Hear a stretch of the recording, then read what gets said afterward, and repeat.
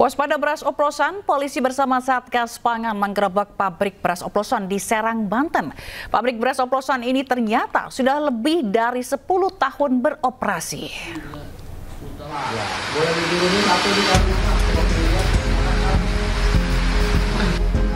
Pemilik pabrik berinisial SU ditangkap polisi bersama 94 karung beras oplosan yang telah dikemas dalam karung merek terkenal berukuran 25 kg. Selain itu, petugas juga menyita 10 ton beras tidak layak konsumsi yang diolah menggunakan mesin heller. Pengungkapan ini bermula dari informasi masyarakat yang menemukan dugaan praktik pengoplosan beras di pabrik penggilingan milik pelaku. Beras tidak layak konsumsi dikumpulkan dari beras sisa hajatan yang dibeli dengan harga murah, lalu dioplos dengan beras premium dan dikemas dalam karung bermerek. Upaya curang ini telah dilakukan pelaku selama hampir 10 tahun. Untuk membelinya rata-rata masyarakat umum, jadi dia jual itu untuk di kios pribadinya dia sendiri. Bisa dibilang tidak layak konsumsi, emang apa sih Bang? Ada bahan yang berbahaya atau apa nih? Mungkin setelah hasil uji lab banyak jamur yang tidak bisa untuk dikonsumsi oleh manusia. Seperti itu. Itu berasnya ada berapa banyak, Pak? Untuk beras yang kita amankan kurang lebih ada 5-6 ton. Pelaku dijerat dengan pasal tindak pidana perdagangan curang dan terancam hukuman pidana penjara. Dari Serang, Banten, Mahesa Apriandi, iNews melaporkan. Di tengah melambungnya harga beras SPHP yang banyak dicari pembeli, saat ini justru langka di pasar tradisional Kota Bandung. Kelangkaan ini membuat harga beras premium naik menjadi Rp18.000 per kilogram.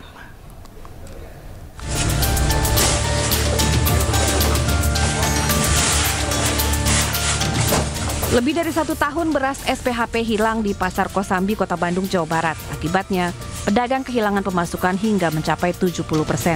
Walaupun nggak ada ya cari aja yang lain aja gitu. Yang penting kan nggak jauh beda lah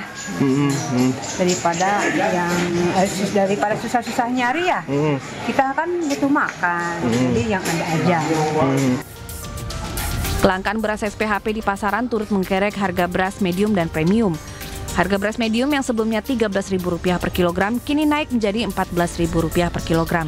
Sementara untuk harga beras premium dari yang sebelumnya Rp14.000 kini naik menjadi Rp15.000 hingga Rp18.000 per kilogram. Berapa bersih Pak? Dari premium tuh yang harga premium yang paling ini yang rendah 15.000, yang menengah 16.000, yang tinggi itu yang paling mahal 18.000 sampai 18.000 berarti. Untuk HET-nya sendiri, kekosongan beras SPHP di pasar diantaranya dipicu dari aturan baru pemerintah yang harus dipenuhi pedagang sebelum mengambil beras. Pedagang berharap agar Bulog segera mencari solusi agar mereka bisa kembali mendapatkan beras jenis SPHP dengan aturan yang dipermudah. Dari Bandung, Jawa Barat, Ervan David, iNews melaporkan. Kenaikan harga sejumlah bahan pokok terjadi sejak 3 hari terakhir. Di pasar tradisional Palmerah, Jakarta, harga cabai rawit naik cukup tinggi. Berikut liputan rekan Anissa Rizkia dan juru kamera Ahmad Putra.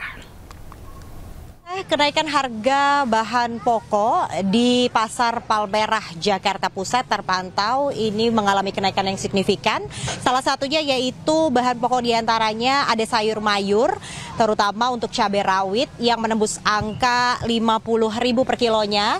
Sebelumnya ini hanya berkisar sekitar Rp30.000, kemudian ada bawang merah dan juga bawang putih yang mengalami hal yang sama. Saya akan langsung berbincang dengan salah satu pedagang untuk mengetahui secara detail harga-harga hari ini, yaitu dengan Ibu Erna, pedagang di sini. Boleh disampaikan Bu, apa saja yang mengalami kenaikan? Cabai semua jenis cabai mahal, sama bawang merah, bawang putih naik selama 3 hari ini ya, baru naik. Biasanya kan ini cabai rawit, ini biasa 25. Sekarang jadi 50, keriting merah biasa 30, jadi 45, keriting hijau biasa 25, jadi 40. Bawang merah naik, dia biasa 35, sekarang jadi 45, bawang putih 35, jadi 40. Untuk sayur mayur Bu? Buncis, wortel, pare, semua pada naik sih Mbak, kentang naik semua. Memang karena pembelian juga pada turun semua Mbak. lagi kurang bagus penjualan buat tahun ini ya, kurang bagus sekali. Terima kasih Bu Erna atas waktunya. Dan itu tadi pemirsa, selain pedagang juga mengeluhkan begitu ya, ada pengurangan pembelian yang dilakukan oleh pembeli di Pasar Palmerah Jakarta Pusat. Tidak hanya sayur mayur yang mengalami kenaikan, namun pantauan kami seperti ayam yang biasanya per kilonya ini 27.000, saat ini menembus angka di Rp30.000 per kilonya. Dan untuk beras premium saat ini stabil di angka 15.000 per kilo. Namun memang pedagang mengeluhkan bahwa harga dari distributor ini mengalami kenaikan sejak 2 bulan terakhir semenjak maraknya isu beras oplosan. Dan untuk minyak goreng serta telur masih stabil di angka 28.000 per kilo. Dari Jakarta, Adisa Rizkia, Ahmad Putra iNews melaporkan. Pemirsa, serah terima jabatan Menteri Keuangan dari Sri Mulyani kepada Purbaya Yudisadewa berlangsung di Gedung Kementerian Keuangan. Sri Mulyani resmi mengakhiri jabatannya yang telah diemban di era 3 presiden sejak Oktober 2019. Bapak Purbaya Yudisadewa selaku Menteri Keuangan Kabinet Merah Putih periode 2025-2029. Serah terima jabatan Menteri Keuangan dari Sri Mulyani kepada Purbaya Yudisadewa dilakukan hari ini. Proses serah terima jabatan berlangsung di Gedung Kementerian Keuangan. Dengan demikian, Sri Mulyani resmi mengakhiri jabatannya yang telah diembannya sejak Oktober 2019. Pada kesempatan itu, Sri Mulyani menyatakan pamit undur diri kepada jajaran Kementerian Keuangan setelah beberapa kali memimpin di Kementerian Keuangan. Saya pamit undur diri pagi hari ini dan mohon mulai saat ini untuk kami dihormati ruang privasi kami atau ruang pribadi saya sebagai warga negara biasa. Salam sehat untuk seluruhnya dan sukses untuk semuanya yang hadir. Dan jangan pernah lelah mencintai Indonesia. Terima kasih. Tidak hanya itu, Sri Mulyani juga berpesan kepada seluruh jajaran Kementerian Keuangan untuk terus menjaga dan mengelola uang negara agar dipergunakan dengan sebaik-baiknya untuk rakyat Indonesia.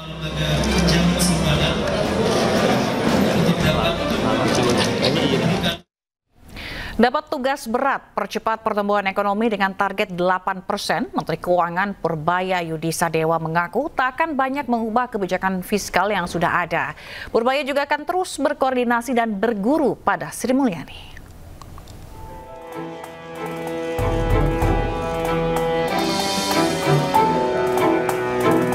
Usai dilantik, Menteri Keuangan Purbaya Yudisadewa mendapat tugas besar dari Presiden Prabowo Subianto untuk mempercepat pertumbuhan ekonomi dengan target 8%. Menurutnya, ia tidak akan terlalu mengubah kebijakan fiskal yang sudah ada dan akan terus berkoordinasi dengan Menteri Keuangan sebelumnya, Sri Mulyani. Yang jelas kita tidak akan mengambil kebijakan fiskal yang aneh-aneh. Yang ada akan kita optimalkan sehingga bisa menciptakan pertumbuhan yang lebih cepat. Itu utamanya itu. Jadi ke depan expect sistem finansial kita akan lebih liquid untuk membiayai pertumbuhan ekonomi dan program pemerintah akan berjalan lebih cepat dibanding sebelumnya. Belum sempat, tapi saya bilang Bu Sri Mulyani tadi saya akan bertanya ke dia dari waktu ke waktu dan dia bersedia menjalin komunikasi. Dia bersedia ngajarin saya gitu kira-kira. Purbaya percaya diri bisa mempercepat pelaksanaan program yang sudah ada sesuai dengan waktu yang ditetapkan. Ia juga menyebut akan memperbaiki anjloknya indeks harga saham gabungan atau IHSG saat ini dengan mudah karena pengalaman dirinya sejak 15 tahun lalu berkecimpung di dunia pasar modal. Tim iNews melaporkan.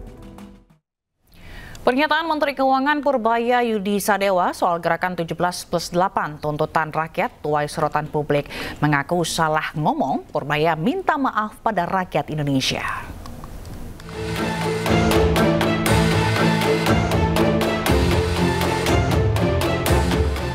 Keuangan Purbaya Yudisadewa menyampaikan permohonan maaf atas pernyataannya soal gerakan 17+8 tuntutan rakyat sesaat setelah dilantik Presiden Prabowo di Istana Negara pada Senin kemarin.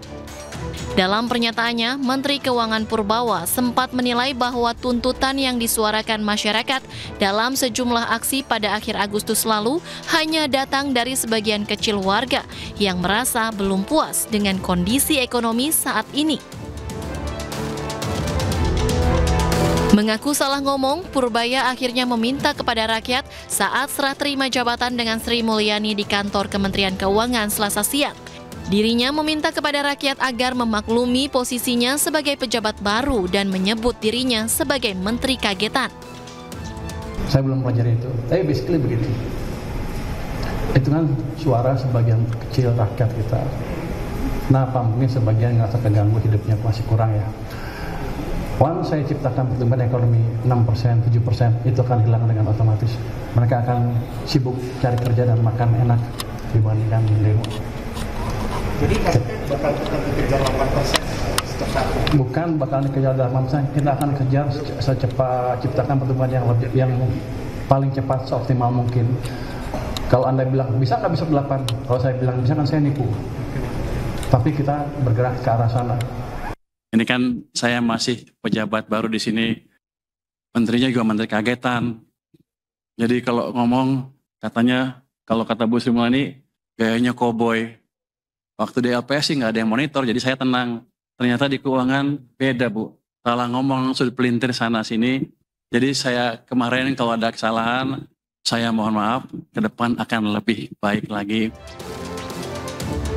Sebelumnya, pernyataan Menteri Keuangan Purbaya Yudisadewa soal gerakan 17+8 tuntutan rakyat menuai sorotan publik.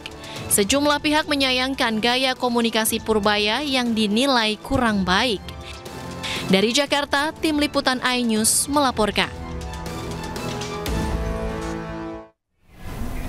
Menteri Keuangan Purbaya Yudisadewa hari ini rapat kerja perdana dengan Komisi 11 DPR. Harus khusus katanya. Kalau nggak disebut namanya Pak, harus khusus katanya. Yang terhormat pimpinan dan anggota Komisi 11 DPR RI, pertama, kami akan menyampaikan peran APBN untuk stimulus ekonomi dan mewujudkan kesejahteraan. Yang terhormat pimpinan dan anggota Komisi 11 DPR RI, sebagai negara dengan sistem ekonomi terbuka yang selalu kita cermati dan kita pantau adalah dinamika perekonomian global dan dampak rambatannya kepada ekonomi domestik. Saat ini tekanan terhadap perekonomian global mulai sedikit mereda, namun risiko ketidakpastian tetap perlu diwaspadai. Ketidakpastian global utamanya dipengaruhi oleh perang dagang, konflik geopolitik yang memanas, ancaman keamanan global di mana negara-negara berlomba memperkuat cyber dan nuklir yang jika tidak dikelola dengan bijak akan menjadi masalah serius di kemudian hari. Hal ini meningkatkan fragmentasi dan proteksionisme yang mengganggu rantai pasok sehingga meningkatkan volatilitas harga komoditas, tekanan terhadap suku bunga, dan nilai tukar. Ini semua terus kita antisipasi dan mitigasi semaksimal mungkin. Meskipun tarif tinggi dari Amerika Serikat diberlakukan terhadap berbagai negara, sejumlah negara masih menunjukkan resiliensi dari sisi pertumbuhan ekonomi. Hal ini terlihat ketika kebijakan tarif diumumkan pada bulan April, aktivitas perdagangan dan produksi tetap berlanjut. Ya, pemirsa, secara resmi diganti, para mantan Menteri Kabinet Merah Putih ramai-ramai ucapkan perpisahan. Permintaan maaf hingga terima kasih kepada masyarakat disampaikan melalui media sosial milik masing-masing.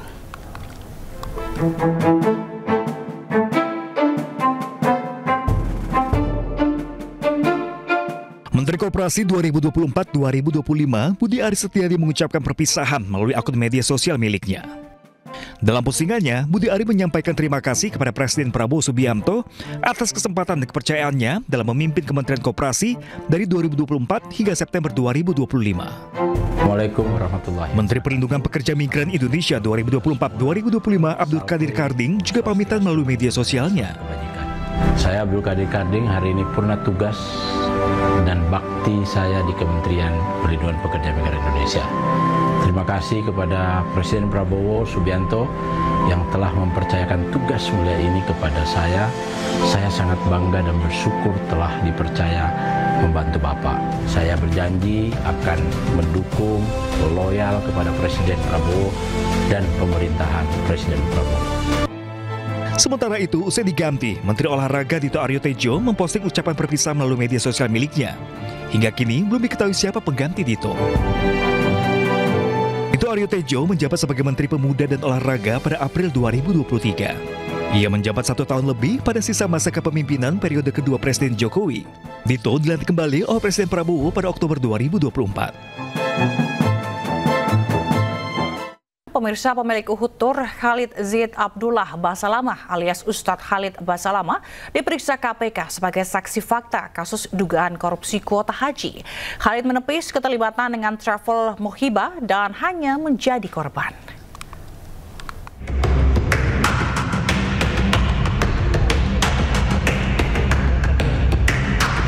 Direktur atau pemilik PT Zahra Auto Mandiri atau Uhud Tour, Khalid Zid Abdullah Basalamah alias Ustadz Khalid Basalamah jalani pemeriksaan di KPK sebagai saksi fakta kasus dugaan korupsi kuota haji. Ustadz Khalid Basalamah klaim dirinya menjadi korban sebuah agen travel haji yang menggunakan kuota haji khusus dari Kementerian Agama. Hal itu diungkapkan Khalid usai menjalani pemeriksaan sekitar 8 jam di Lembaga Antirasuah atau KPK. Kepada awak media, Khalid mengklaim dirinya telah terdaftar sebagai jemaah haji furoda. Namun ia mengaku ada sebuah agen travel bernama PT Muhibah Mulia Wisata yang menawarkan keberangkatan ibadah haji dengan visa haji khusus. Jadi posisi kami itu sebenarnya korban dari PT Muhibah yang dimiliki oleh Mas Budi. Karena kami tadinya semua furoda. Nah, ditawarkanlah untuk pindah menggunakan visa ini. Cuman waktu kami sudah bayar furoda, kami sudah akan berangkat, sudah siap, itu jemaah juga sudah siap semua. Nah, Ibnu Mas'udin dari PT Muhibah datang menawarkan untuk menggunakan visa ini dengan mengatakan itu adalah visa resmi, kuota resmi. Khalid menambahkan ada sekitar 122 jemaah yang turut terdaftar menjadi calon jemaah haji khusus melalui PT Muhibah. Namun Khalid menepis keterlibatan dengan travel Muhibah.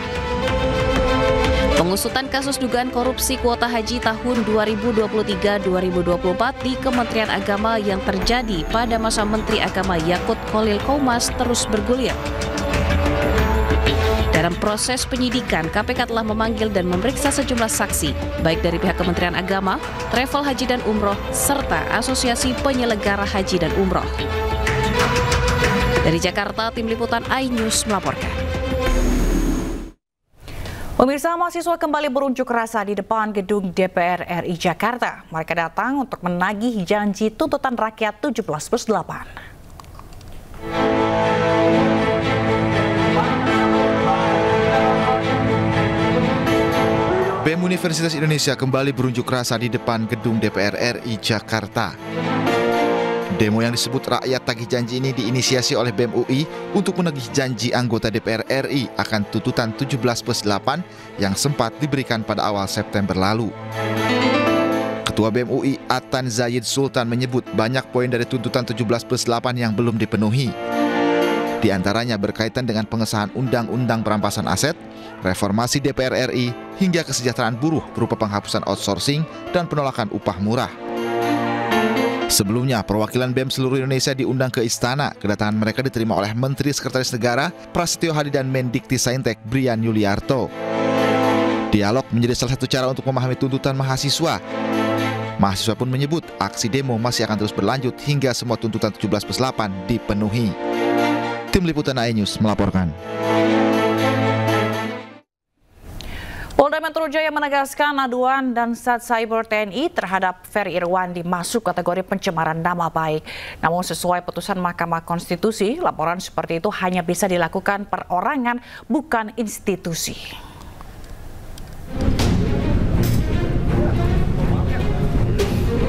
Polda Metro Jaya menegaskan aduan Dansat Siber TNI terhadap Ferry Irwandi masuk kategori pencemaran nama baik. Namun sesuai putusan Mahkamah Konstitusi, laporan seperti itu hanya bisa dilakukan perorangan bukan institusi. Pencemaran nama baik terhadap institusi atau terhadap perorangan institusi. Korbannya sama ikuti aja institusi. Sebelumnya Dansat Siber TNI Brigjen Juwinta Omboh Sembiring bersama jajaran perwira tinggi mendatangi Polda Metro Jaya untuk berkonsultasi terkait temuan dugaan pelanggaran oleh Ferry Irwandi. Wakil Direktur Reserse Siber Polda Metro Jaya AKBP Fian Yunus menyebut aduan yang disampaikan pihak TNI berkaitan dengan dugaan pencemaran nama baik institusi. Dari Jakarta, Helmi Sajangbati, iNews melaporkan. Sementara itu, Direktur Eksekutif Amnesty International Indonesia, Usman Hamid, menyesalkan langkah Komandan Satuan Cyber TNI mendatangi Polda Metro Jaya untuk melaporkan hasil patroli cyber terkait dugaan tindak pidana Ferry Irwandi. Tindakan tersebut dinilai melampaui batas kewenangan TNI. Saya kira tindakan itu adalah tindakan yang tidak sepatutnya dilakukan karena berada di luar tugas pokok dan fungsi dari TNI. TNI itu adalah alat negara untuk melaksanakan kebijakan di bidang pertahanan, bukan urusan keamanan dalam negeri, bukan urusan tindak pidana seperti yang mau diarahkan pada Ferry Irwandi. Kalaupun kita mau berbicara tentang ancaman cyber, seperti yang dimaksud oleh Komandan Satgas Cyber Mabes TNI, maka ancaman cyber yang dimaksud adalah ancaman cyber pertahanan atau cyber defense, bukan ancaman cyber segala ancaman. Kalau begini caranya, ini namanya ancaman terhadap kebebasan berekspresi. Sementara itu, pegiat media sosial Ferry Irwandi menjawab dugaan tindak pidana yang dituduhkan padanya oleh Komandan Satuan Cyber TNI. Dengan tegas, Ferry menyatakan tidak akan lari dan akan menghadapi tuduhan tersebut.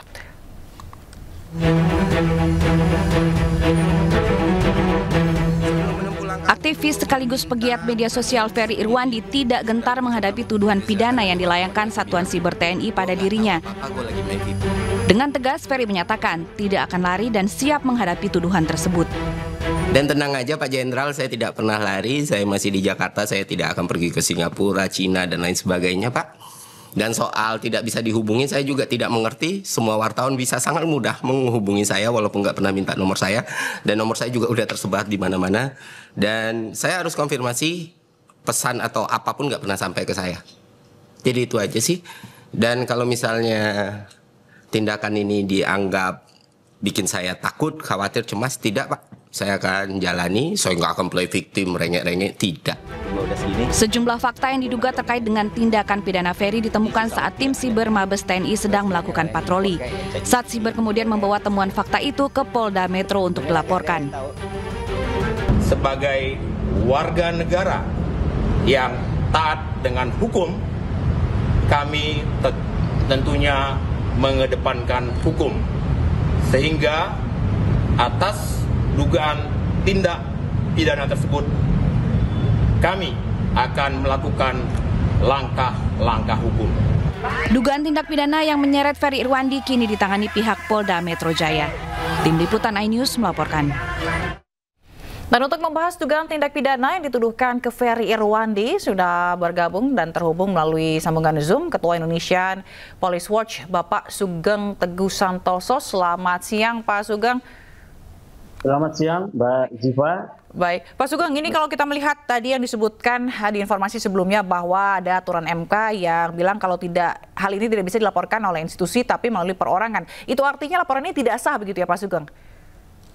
Artinya bahwa Pak Dansat Siber Dansat Siber yang hadir di sana itu, kalau dia mewakili TNI, beliau tidak memiliki legal standing ya kalau dia mewakili lembaga TNI. Karena dalam putusan nomor 105 tahun 2024 itu sudah jelas ya bahwa terkait dugaan pencemaran nama baik ya, lembaga negara, kemudian pejabat atau institusi atau organisasi dilarang membuat laporan dugaan pencemaran nama baik. Jadi kalau yang Pak Dansat itu bertindak untuk dan atas nama institusi TNI, itu pasti laporannya ya diterima pengaduannya, tapi akan dihentikan dalam proses penyelidikan. Oleh karena itu IPW mendesak ya Kapolda Metro Jaya untuk menghentikan proses hukum atas pengaduan dari Dansat Cyber TNI. Dia boleh membuat pengaduan, itu hak ya. Tetapi jangan nanti Polda menjadi alat, jangan mau dijadikan alat gitu ya. Jadi harus diprosesnya dihentikan. Jadi begitu Mbak Siva. Oke, baik Pak Sugeng. Baik, kalau Pak Sugeng melihat ini kan terkait dengan ada hal diawali dengan patroli cyber, makanya ditemukan dugaan tindak pidana tersebut begitu ya. Kalau Pak Sugeng melihat sendiri, apakah benar ada tindak pidana di sini? Tidak ada ya. Karena apa? Karena yang disampaikan oleh Ferry Irwandi itu bagian daripada hak untuk menyampaikan pendapat di muka umum. Ya, itu yang pertama dulu ya. Kalau dia mengkritisi adanya dugaan bahwa ada anggota TNI atau oknum TNI berada di belakang aksi-aksi demo yang kemudian rusuh itu adalah satu masukan atau kritik. Karena memang di dalam satu sistem negara demokrasi tidak boleh ada penunggangan ya, satu. Kemudian kedua, tidak boleh anggota TNI terlibat dalam itu ya, dalam demo-demo tersebut. Kecuali untuk pengamanan atas permintaan polisi. Ingat ya, atas permintaan polisi. Justru patroli cyber tersebut harus bisa mengejawantahkan kinerjanya, menjawab sinyalemen presiden bahwa ada pihak asing ya ataupun mafia-mafia yang membiayai. Kalau itu adalah bagian daripada satu serangan cyber defense dari misalnya pihak-pihak luar, itu yang harus diterjemahkan ya dalam satu informasi kepada presiden, bukan dilaporkan kepada polisi ya. Ini salah kaprah ini, atau bahkan bisa dibilang Pak Dansat ini tidak memahami tentang sistem hukum dan putusan-putusan Mahkamah Konstitusi. Oke. Jadi begitu loh. Baik, berarti ini apakah bisa diartikan bahwa ini sebenarnya di luar kewenangan TNI begitu ya Pak Sugeng? Sudah pasti, ya sudah pasti. Bahkan kalau ini mau dilaporkan harus personal. Misalnya ada personal anggota TNI yang merasa difitnah, personal ya, personal ini ya, sebagai personal. Tetapi personal itu kan tidak diserang oleh Ferry Irwandi kalau kita mengandaikan kalau personal ya.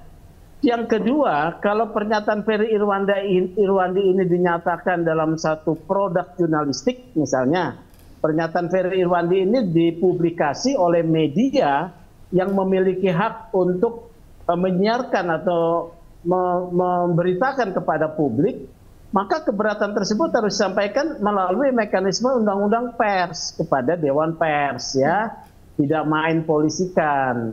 Mengesankan bahwa TNI itu mengambil langkah yang benar, melapor ke polisi mengesankan. Tapi kalau didalami ini bukan kewenangannya, justru kita harus aware ini ya, terkait rembesan-rembesan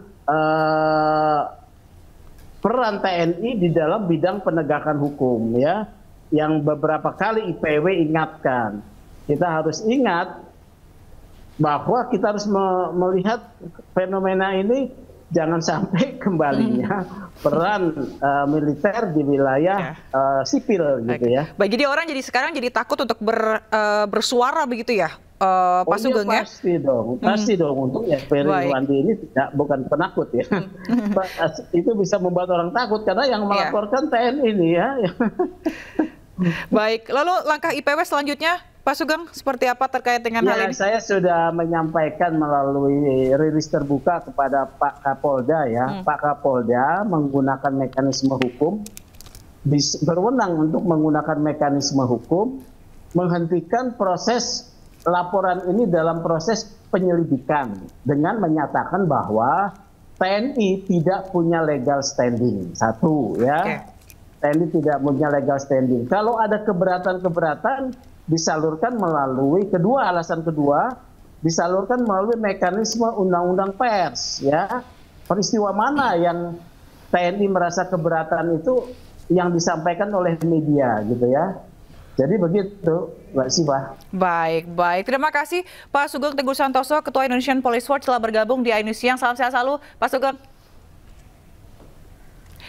Ya, pemirsa, Menkokumham IMIPAS RI Yusril Ihza Mahendra bertemu dan berdialog dengan sejumlah tersangka demo ricuh yang ditahan di rutan Polda Metro Jaya. Salah satunya tersangka dugaan penghasutan Del Pedro Marhen.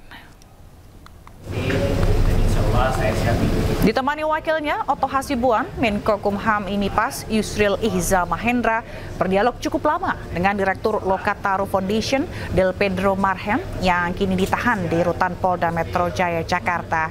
Dialog terkait kasus hukum yang menjerat Del Pedro serta terkait upaya pembelaan yang merupakan hak Del Pedro sebagai tersangka. Yusril menyebut kasus dugaan penghasutan yang menjerat Del Pedro masih berproses dan kemungkinan restoratif justice juga akan dibahas lebih lanjut. Sempat berbincang-bincang dan berdialog dengan semua tahanan. Jadi kami ingin menegaskan bahwa dari 1.400-an orang yang ditahan selama demonstrasi berlangsung, sudah dibebaskan sebagian besar, dan hari ini yang tersisa ada 68 orang, dan dari 68 orang itu ada 2 orang wanita dan 1 orang yang berumur pas 18 tahun.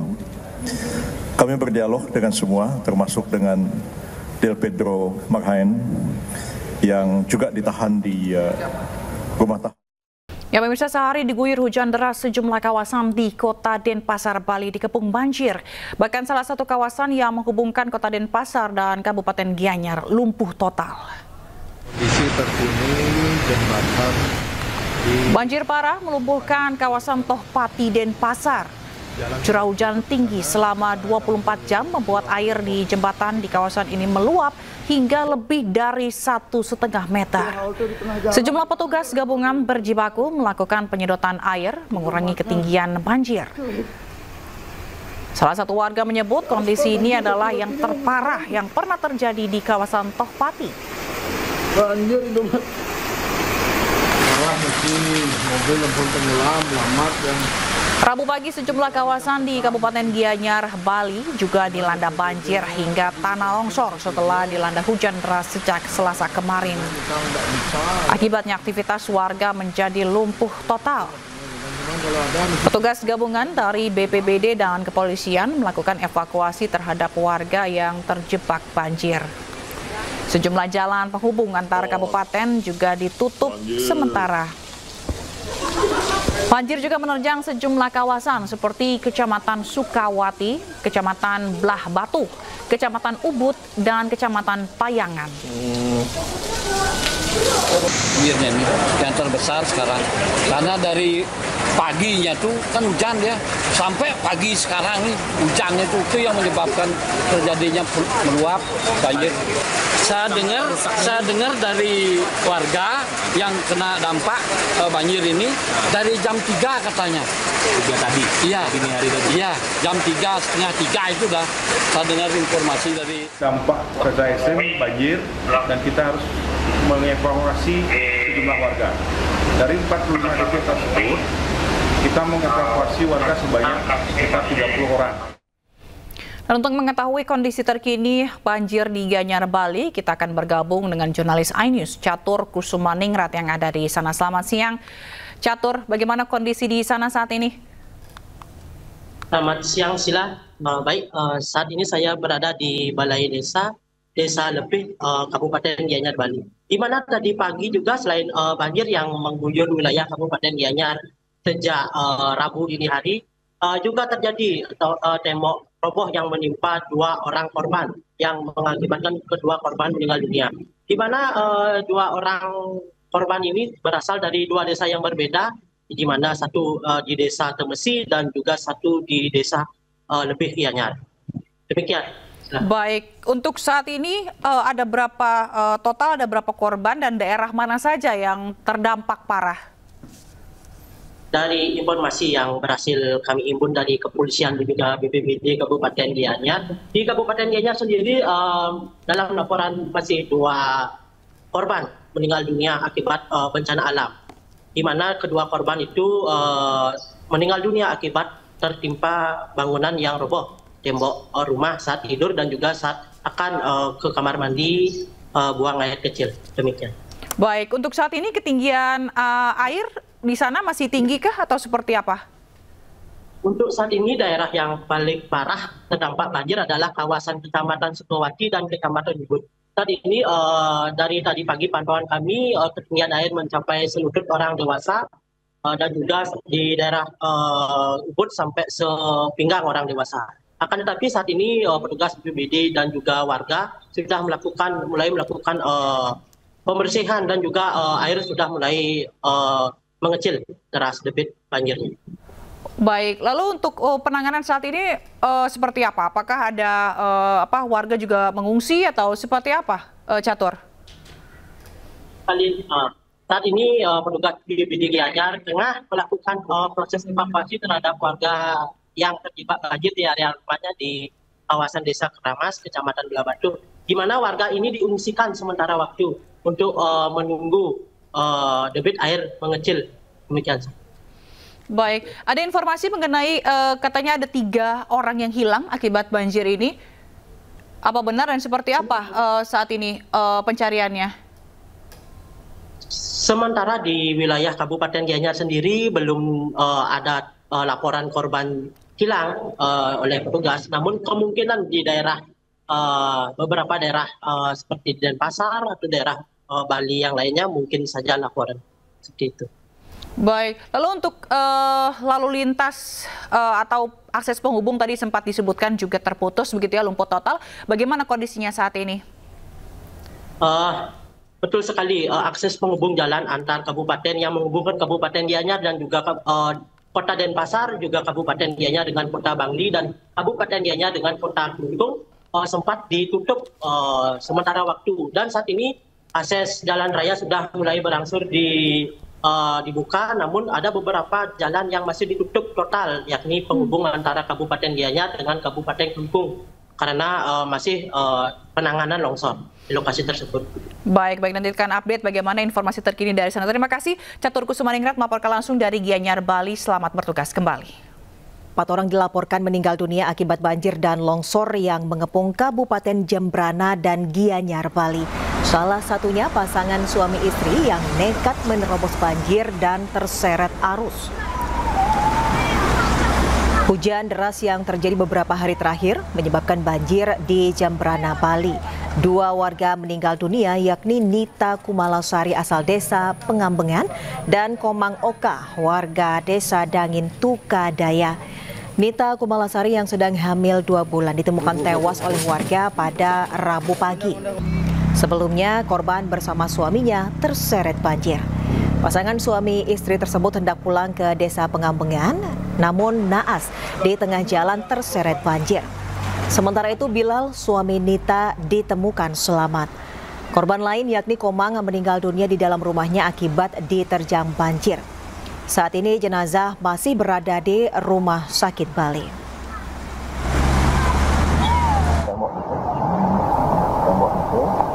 Sementara itu di Gianyar, Bali, 2 warga tewas akibat tertimpa tembok yang roboh saat hujan deras.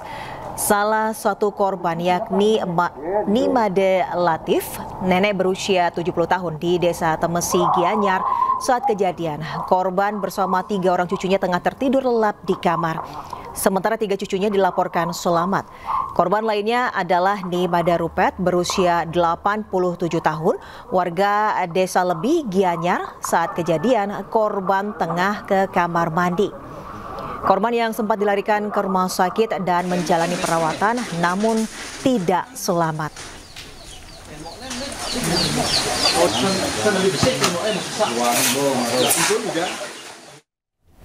Dan pemirsa, untuk memperbarui informasi dari Jembrana, Bali, kita tanyakan ke jurnalis iNews I Nyoman Sudika yang berada di Jembrana, Bali. Selamat siang I Nyoman Sudika, bagaimana kondisi di sana saat ini? Selamat siang Desvita dan pemirsa E-News Siang. Dapat dari Jalan Udayana Kabupaten Jemberana dapat saya laporkan kondisi banjir yang sejak Rabu dini hari tadi sempat melumpuhkan jalur Denpasar Gilimanuk tepatnya di Jalan Udayana. Hingga siang ini sudah mulai berangsur-angsur normal kembali. Di mana semua kendaraan baik kendaraan besar maupun kecil sudah bisa melewati di titik banjir di Jalan Udayana. Namun demikian, untuk sepeda motor sendiri harus berhati-hati karena sampai siang ini banjir masih cukup deras dan kedalaman masih di atas lutut orang dewasa. Demikian sementara. Baik, I Nyoman boleh diperlihatkan suasana sekitar untuk kondisi terkininya seperti apa? Ya, boleh.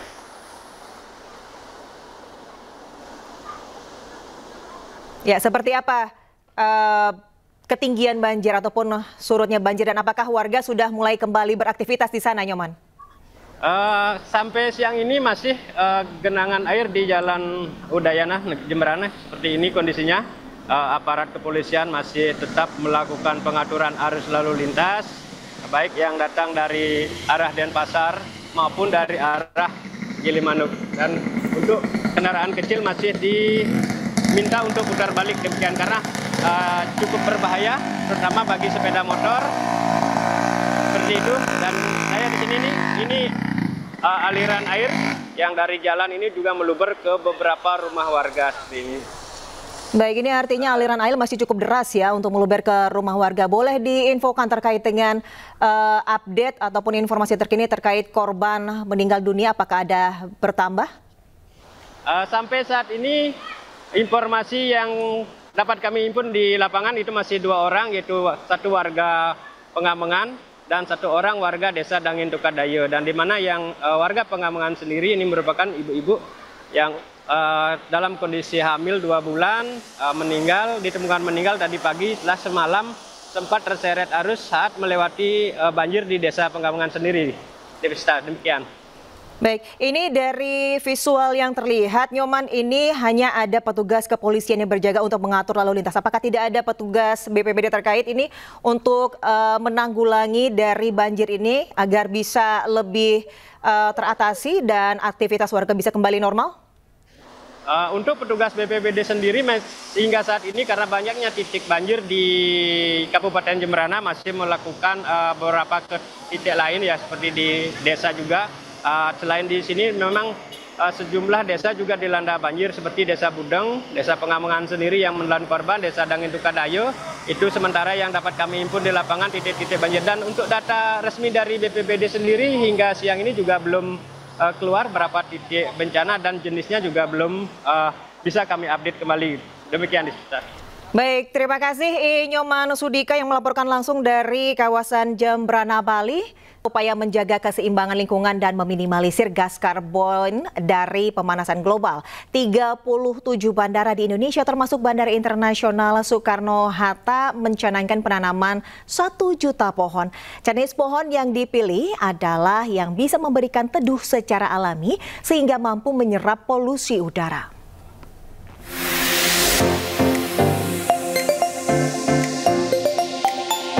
Memasuki usia 1 tahun, InJourney Airports melakukan penanaman 1 juta pohon sebagai bagian dari pelestarian lingkungan di Taman Selawah, Terminal 3 Bandara Internasional Soekarno-Hatta, Tangerang, Banten. Program ini juga dinilai sejalan dengan asta-cita Presiden dan Wakil Presiden khususnya terkait memperkuat penyelarasan kehidupan yang harmonis dengan lingkungan, alam, dan budaya. Sebanyak 101 bibit pohon dari berbagai jenis ditanam oleh jajaran direksi dan para stakeholder yang ada di Bandara Soekarno-Hatta. Jenis pohon yang ditanam meliputi trembesi, pulai, ulin, meranti, ketapang, pinus, cemara, mahoni, dan damar. Jenis pohon yang dipilih bisa memberikan teduh secara alami dan indah sehingga mampu menyerap polusi udara.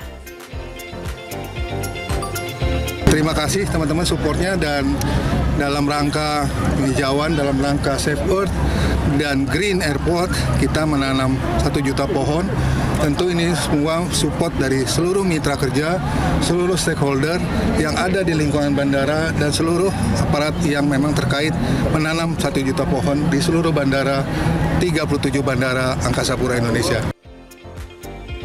InJourney Airport berharap program penanaman 1 juta pohon ini dapat menjadi penyemangat bagi setiap pihak untuk terus melestarikan lingkungan dan melakukan penghijauan di berbagai daerah.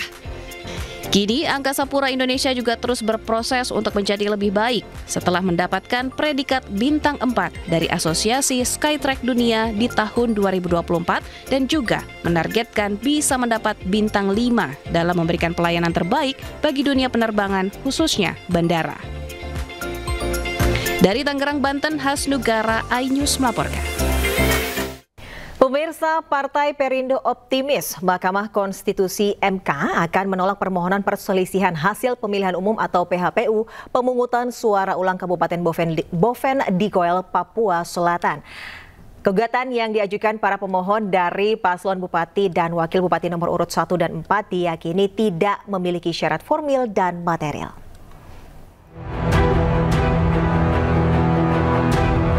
Sidang perselisihan hasil pemilihan umum PHPU pemungutan suara ulang Kabupaten Boven Digul, Papua Selatan kembali digelar Mahkamah Konstitusi.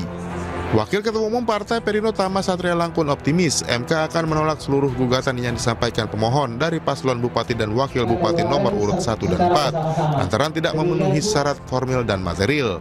Tama menilai sejumlah muatan material dari permohonan itu juga dinilai sangat kabur dan banyak keterangan pemohon yang tidak sesuai seperti nama, jumlah suara, hingga objek yang disengketakan. Kami sangat yakin tidak ada lagi ruang, tidak ada lagi celah untuk dipermasalahkan di MK. Apalagi kalau kita membaca dari isi permohonan, ya selain banyak hal yang kemudian nggak jelas, kabur, kemudian juga tidak berdasar, dan bahkan kami juga yakin itu bukan objek sengketa pilkada. Saya kira majelis hakim pasti sangat bijaksana dan bisa melihat bahwa tidak mungkin mengabulkan satu permohonan sedangkan permohonan itu obscure libel, tidak jelas, dan kemudian tidak bisa dipertanggungjawabkan secara hukum karena semua rujukan yang digunakan salah atau keliru. Selain gugatan yang keliru dan serampangan, pasangan Roni Omba Marlinus yang diusung Partai Perindo juga meraih suara terbanyak 30,5% dan memiliki selisih mencapai 21% dengan pasangan lainnya. Pasangan Roni Omba Marlinus optimis akan dilantik menjadi Bupati dan Wakil Bupati Boven Digul periode 2025-2030. Tim Liputan iNews melaporkan. Pemirsa, 19 orang tewas dan ratusan terluka akibat bentrokan pengunjuk rasa dan polisi di Kathmandu, Nepal. Demo dipicu akibat maraknya korupsi dan keputusan pemerintah memblokir semua platform media sosial yang berujung pengunduran diri Perdana Menteri.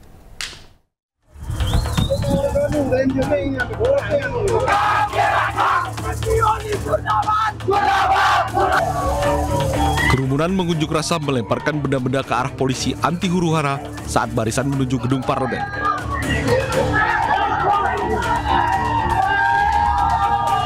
Ketegangan meningkat setelah para demonstran menerobos masuk ke gedung parlemen Nepal. Sementara polisi merespon dengan meriam air, gas air mata dan peluru tajam saat massa berusaha memanjat pagar gedung parlemen.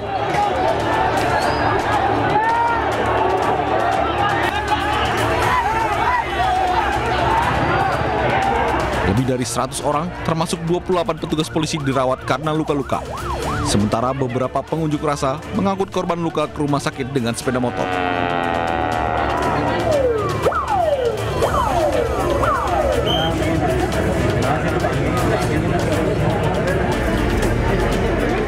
Asap besar menutup Bandara Internasional Tribhuvan di Kathmandu pada hari Selasa.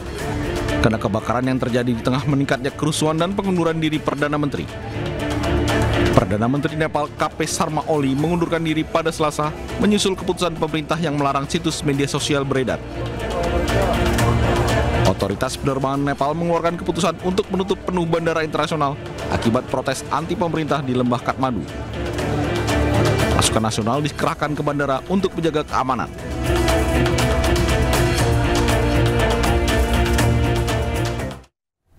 Aksi protes besar-besaran yang digalang Gen Z di Nepal mengguncang Kathmandu dan sejumlah kota. Bahkan istri mantan Perdana Menteri Nepal dilaporkan meninggal dunia setelah rumahnya dibakar massa. Gelombang demonstrasi di Nepal dalam sepekan terakhir berubah menjadi tragedi besar yang menelan korban jiwa dan merusak bangunan negara. Kepulan asap tebal dan api menyelimuti beberapa lokasi di ibu kota, termasuk Istana Bersejarah Singa-Durbar.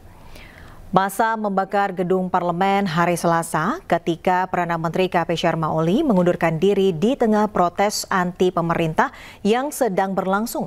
Setidaknya 19 orang tewas dan puluhan lainnya terluka saat bentrokan meletus antara pengunjuk rasa dan polisi di ibu kota pada hari Senin. Di tengah kemarahan atas keputusan pemerintah untuk memblokir platform media sosial termasuk Facebook, X, dan YouTube. Ketegangan meningkat setelah para demonstran menerobos masuk ke gedung parlemen Nepal dan polisi merespons dengan meriam air, gas air mata, peluru tajam dan perluasan zona jam malam untuk meredam kerusuhan. Kathmandu Post melaporkan helikopter militer Nepal mulai mengevakuasi para menteri dari rumah dinas mereka di kawasan Baisepati. Pejabat pemerintah lain juga dievakuasi ke barak militer dan mendapat pengamanan lebih ketat. Unjuk rasa di Nepal semakin anarkis setelah massa membakar rumah mantan Perdana Menteri KP Sharma Oli. Massa juga targetkan sejumlah rumah menteri dan pejabat tinggi lainnya.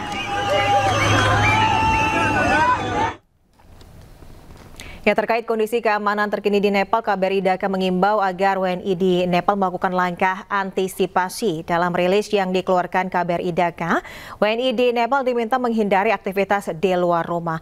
WNI juga menghindari titik-titik demonstrasi. Para WNI juga diimbau terus memantau situasi terkini dan menjaga komunikasi dengan sesama WNI. WNI di Nepal juga diimbau berhati-hati dan menghindari konten-konten provokatif di media sosial. Selain itu, dalam kondisi darurat ini WNI bisa menghubungi kontak darurat khusus WNI di KBRI Dhaka dan bisa menghubungi konsul kehormatan RI di Kathmandu. Pemirsa, serangan udara Israel menghantam ibu kota Qatar, Doha. Serangan menargetkan para pejabat senior Hamas yang berkumpul untuk membahas proposal gencatan senjata Amerika Serikat terbaru untuk Gaza. Ledakan terdengar di seluruh kota. Menurut media setempat, sekitar 15 jet tempur melancarkan 12 serangan udara. Serangan menghantam bangunan tempat tinggal. Militer Israel menginformasi bahwa mereka melakukan serangan itu dan menyatakan mereka mentargetkan kepemimpinan senior Hamas. Amerika Serikat pun mengaku sempat ingatkan Qatar atas serangan ini. Namun menurut pemerintah Qatar, informasi dari AS terlambat.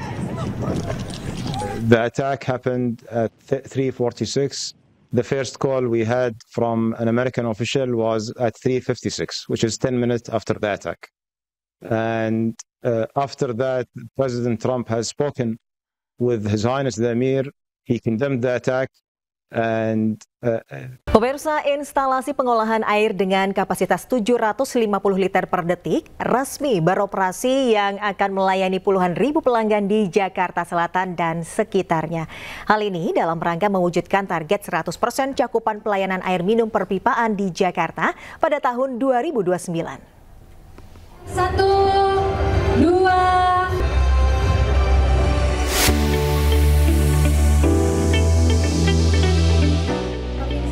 Instalasi pengolahan air Pesanggerahan Jakarta Selatan diresmikan Gubernur Jakarta Pramono Anung bersama Direktur Utama Pamjaya Arief Nasruddin. IPA Pesanggerahan ini berkapasitas 750 liter per detik dan dapat mensuplai kebutuhan air minum perpipaan untuk 3 kecamatan, yaitu Pesanggerahan, Kebayoran Lama, dan Kembangan, serta 10 kelurahan atau sekitar 100.000 tambahan pelanggan baru yang akan terlayani dengan sumber air baku dari Sungai Pesanggerahan. Kami mengambil air dari Kali Pesanggerahan yang memang mengalir dari Tangerang ke Jakarta. Dan ini menjadi salah satu hal yang sangat penting buat kami. Kenapa? Karena memang 705 PLPS yang akan diproduksi ini, Pak, di selatan Jakarta, yang sebelumnya kami alokasikan air dari DCR 4. DCR 4-nya nanti bisa melayani untuk di masyarakat Jakarta Barat, Pak. Jadi ini puzzle lalu lintas airnya akan kita atur. Jadi Barat Jakarta insya Allah akan juga segera hadir air yang dari Jakarta. Sementara itu, Pramono Anung menekankan pembangunan IPA baru ini tidak hanya untuk kebutuhan warga Jakarta, tetapi juga akan bermanfaat bagi masyarakat di Tangerang Selatan, Banten. Saya tahu bahwa air buat Jakarta itu sesuatu yang sangat penting sekali. Dan untuk itu, saya sudah berkali-kali menyampaikan kepada Pak Dirut, mudah-mudahan di tahun 2029, seluruh air bersih di Jakarta bisa terpenuhi dengan baik. Dan yang lebih gembira lagi, pada hari ini hadir Gubernur Banten, sahabat saya Pak Adrasoni. Saya ingin Banten Jakarta ini betul-betul bisa memanfaatkan, menikmati air bersih secara bersama-sama. Sejalan dengan transformasi digital, Pam Jaya juga meluncurkan aplikasi Lapor Pam sebagai super apps pertama Pam Jaya yang mengintegrasikan layanan pelanggan dalam satu platform. Pam Jaya juga memperkenalkan mobil laboratorium Pam Lab yang siap mendukung pelayanan di wilayah Jakarta yang dapat menguji kualitas air secara cepat dan akurat, langsung di lapangan memastikan air yang diterima masyarakat sesuai standar Permenkes. Dari Jakarta, Stephen Patinama, Muhammad Zulkarnain, iNews melaporkan.